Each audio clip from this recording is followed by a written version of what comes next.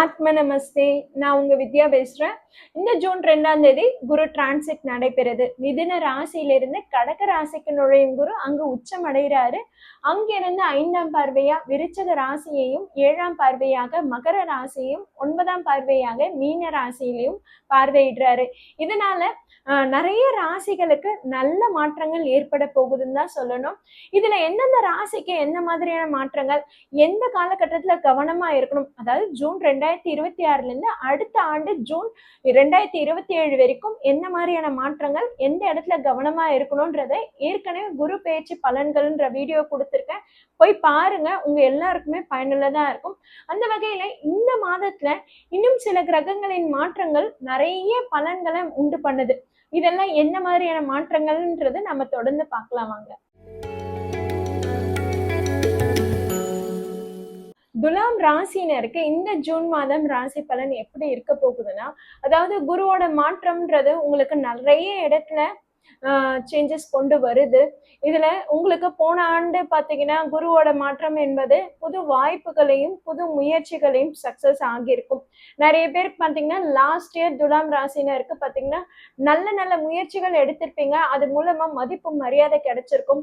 புது வாய்ப்புகள் மூலமா உங்களுக்கு சொத்து சேர்க்கை கூட ஏற்பட்டிருக்கும். 6ஆம் இடத்துல இருக்கும் சனி உங்களுக்கு எங்கேயோ ஒரு இடத்துல பாத்தீங்கன்னா ஒரு இஎம்ஐ போடக்கூடிய, லோன் அமைப்பு ஏற்படுத்தக்கூடிய, கடன் வாங்கக்கூடிய சூழல் ஏற்பட்டிருந்தாலும் பாத்தீங்களா அது உங்களுக்கு ஒரு இன்வெஸ்ட்மெண்ட் பர்பஸா கூட மாறி இருக்கலாம். ஓகேங்களா? ஆனா இந்த ஆண்டு பாத்தீங்கன்னா குருவோட மாற்றம் எப்படி இருக்குதுன்னா, குரு உங்களுக்கு 10ஆம் இடத்துல உச்சம் அடைகிறாரு. ஸோ 10ஆம் இடத்துல குரு உச்சம் அடையும் போது வேலை மாற்றம் ஏற்படுறதுக்கான வாய்ப்புகள் இருக்கு. இதுல என்ன கவனமா இருக்குன்னா, உங்க சுய ஜாதகம் ரொம்பவே பலமா இருக்குன்னா உங்களுக்கு அந்த மாற்றம்ன்றது நல்ல முன்னேற்றத்தை ஏற்படுத்தி கொடுத்துரும். ஆனா உங்களுடைய சுய ஜாதகம் சரியில்லாத பட்சத்தில் அது உங்களுக்கு தேவையில்லாத ஒரு கசப்பான சம்பவத்தை கூட ஏற்படுத்தி கொடுத்துடலாம்.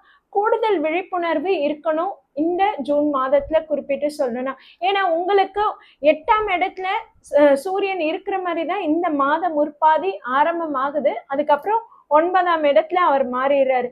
ஸோ 8ஆம் இடத்துல சூரியன் இருக்கிறாரு.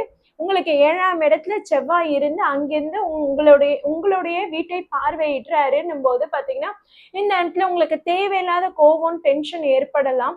அதே மாதிரி உங்களுக்கு எதிராக இருக்கிறவங்க அவங்களுடைய வீரியமும் அதிகரிக்கலாம்.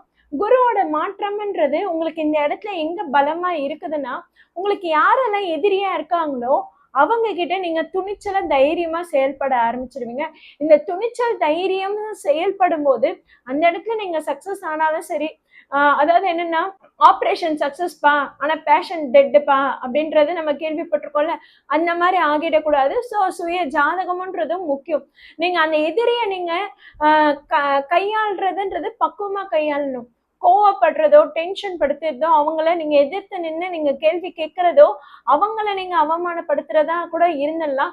ஆனா அது வேலை இடத்துல உங்களுக்கு ஒரு பிரச்சனையை உண்டு பண்ணலாம். ஸோ வேலை செய்யற இடத்துலயோ, தொழில் பண்ற இடத்துலயோ உங்களுடைய கோபத்தை குறைச்சிக்கோங்க. ட்ரிகர் ஆகாதீங்க. ட்ரிகர் ஆகி உங்களை பிரச்சனைக்கு மாட்ட வைக்கலாம், பிரச்சனைகளை சிக்க வைக்கலாம். அந்த இடத்துல நீங்க கவனமா இருந்துக்கோங்க. வீட்லயும் சரி, உங்களுக்கு தேவையில்லாத பிரச்சனைகள், தேவையில்லாத சிக்கல்கள்ன்றது ஒண்ணு வரும். என்னதான் உங்களுக்கு எதிரிய சக்சஸ்ஃபுல்லா அவங்க மூக்கு உடைச்சிட்டேன் பாருன்றதை நீங்க உங்களே பாராட்டிட்டாலும் சரி, ஆனா எதிரின்றவங்க உங்களை ஹேண்டில் பண்ணுவாங்க. அவங்கள நீங்களும் சமாளிச்சுதான் ஆகணும்ன்ற மாதிரிதான் இருக்குது. 7ஆம் இடத்தில் இருக்கும் செவ்வாய் ஜூன் 23ஆம் தேதியிலிருந்து உங்களுக்கு 8ஆம் இடத்துல மறைவு ஸ்தானத்துக்கு போறாரு. அதே மாதிரி உங்களுக்கு மறைவு ஸ்தானத்தில் இருக்கும் சூரியன் 9ஆம் இடத்துக்கு ஜூன் 15க்கு அப்புறம் போறாருன்னும் போது இந்த இடத்துல சூரியனோட மாற்றம் உங்களுக்கு ஓரளவுக்கு ஃபேவரபிளா இருக்குது. அதே மாதிரி புதன் சுக்கிரன் அமைப்பு குருவோட இணைவு பெறுது. அதாவது ஜூன் 9ஆம் தேதி வரைக்கும் உங்களுக்கு 9ஆம் இடத்துல புதனும் சுக்கிரனும் ஒன்றா இணைஞ்சு இருக்குன்னும் போது இந்த காலகட்டம் உங்களுக்கு ஓரளவுக்கு ஃபேவரபிளா இருக்குன்னு சொல்லும். ஸோ ஜூன் 9ஆம் தேதி வரைக்கும் பாத்தீங்கன்னா உங்களுக்கு அங்க இருக்கக்கூடிய அந்த 9ஆம் இடத்துல இருக்கக்கூடிய பாக்கியங்களை அள்ளி தருது. ஸோ உங்க வார்த்தைகளுக்கு நல்ல மரியாதை கிடைச்சிடும். நீங்க ஏதாவது பேசுறீங்கன்னா எஸ் ஓகே இதை நம்ம எக்ஸிக்யூட் பண்ணிக்கலாம் அப்படின்னு சொல்லிட்டு மற்றவங்களும் உங்களுக்கு ஃபேவரட்டிசம் பண்ண ஆரம்பிப்பாங்க. இப்படி நல்லா இருக்குது. ஆனா அவங்களும் 10ஆம் இடத்துல நுழையும் போது அந்த இடத்துல நீங்க பக்குவமா இருந்துக்கணும். வேலை தொழில்ல கூடுதல் விழிப்புணர்வோடு இருக்கிறது நல்ல பலன்களை ஏற்படுத்தி கொடுக்கும். ஸ்டூடெண்ட்ஸுக்கு பாத்தீங்கன்னா இந்த காலகட்டத்துல நீங்க புதுசா ஒரு கோர்ஸ் எதுனா படிக்கிறீங்கன்னா நிறைய அதை பத்தி கத்துக்கோங்க, நிறைய அதை பத்தி விசாரிங்க, அதை பத்தி தெரிஞ்சுக்கோங்க. அவசரப்படாதீங்க, அகலக்கால் வைக்காதீங்க. துலாம் ராசினருக்கு பொதுவா நான் சொல்லக்கூடியது என்னன்னா, செவ்வாயோட ஸ்தானமும் சூரியனோட ஸ்தானமும் அவ்வளவு வலுவா இல்லை. உங்களுக்கு அது எங்கேயோ ஒரு இடத்துல சிக்கலை உண்டாக்கக்கூடிய காலகட்டமா இருக்கணும் போது குறிப்பிட்ட இந்த மாதத்துல பெருசா இன்வெஸ்ட் பண்ணாதீங்க, அகலக்கால் வைக்காதீங்க, பெருசா இன்வெஸ்ட் பண்ண வேணாம். அப்படி இன்வெஸ்ட் பண்ணிதான் ஆகணும்னா அது என்னன்றது எல்லார்கிட்டையும் கேட்டு தெரிஞ்சுக்கோங்க.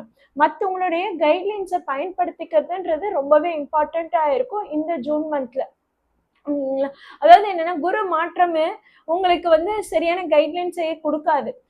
உங்களுக்கு தேவையில்லாத மனக்குழப்பத்தையும் பயத்தையும் ஏற்படுத்தி கொடுக்கும். அதனால நீங்க நிறைய பேர்கிட்ட நீங்க அதை பத்தி டிஸ்கஸ் பண்ணுங்க. இதெல்லாம் தேவையா, இந்த முயற்சிகளை எடுக்கலாமா, இது வேலையிலும் சரி, படிக்கும் மாணவர்களுக்கும் முக்கியமா நீங்க எடுக்க போற கோர்ஸுக்கும் சரி, இது உங்களுக்கு ரொம்பவே பயனுள்ளதா இருக்கும்.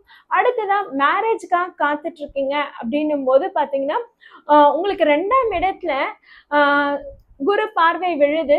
ஸோ மேரேஜுக்காக பார்த்துட்டு இருக்கீங்க, உங்களுக்கு நல்ல அலைன்ஸ் வருதுன்னா 2-3 வாட்டி அதை பத்தி விசாரிங்க. விசாரிச்சு உங்களுக்கு ஓகேவா இருக்குன்னா அப்ப நீங்க அதை முடிச்சுக்கிறது பெட்டரா இருக்கும். பண வருவாய்க்கெல்லாம் எந்த குறைச்சலும் இருக்காதுங்க. வருமானம்லாம் நல்லா இருக்கிற மாதிரிதான் இருக்கும். ஆனா அது சரியான செலவுகளை ஏற்படுத்தி கொடுத்துரும். உங்களுக்கு 2ஆம் இடத்துல பார்வை இருந்தாலும் சரி, 6ஆம் இடத்துல சனி மேலேயும் குரு பார்வை விழுதுன்னும் போது பாத்தீங்கன்னா உங்களுக்கு தேவையில்லாத செலவுகளையும் ஏற்படுத்தி கொடுக்கலாம். அதே மாதிரி செவ்வாயோட மாற்றமும் செவ்வாய் இருக்கும் அமைப்பும் பாத்தீங்கன்னா உங்களுக்கு தேவையில்லாத செலவுகளை ஏற்படுத்தி கொடுக்குற மாதிரிதான் இருக்கு. ஸோ எவ்வளவு பணம் வந்தாலும் சரி அதற்கேற்ற செலவு அதிகரிச்சுட்டே இருக்கே அப்படின்ற மாதிரிதான் நீங்க புலம்புற மாதிரி இருக்கும். இதுல நீங்க ஹெல்த் வைஸ் பாத்தீங்கன்னா கொஞ்சம் கேர்ஃபுல்லா இருந்துக்கணும். உங்களுக்கு 7ஆம் இடம் மற்றும் 8ஆம் இடத்துல செவ்வாய் இருக்குன்றது பாத்தீங்கன்னா அப்ப அடிவயிறு சம்பந்தப்பட்ட பிரச்சனைகள் ஏற்படலாம். அதே மாதிரி பாத்தீங்கன்னா உடல் உஷ்ணம், இதனால உங்களுக்கு தொந்தரவுகள் ஏற்படலாம்.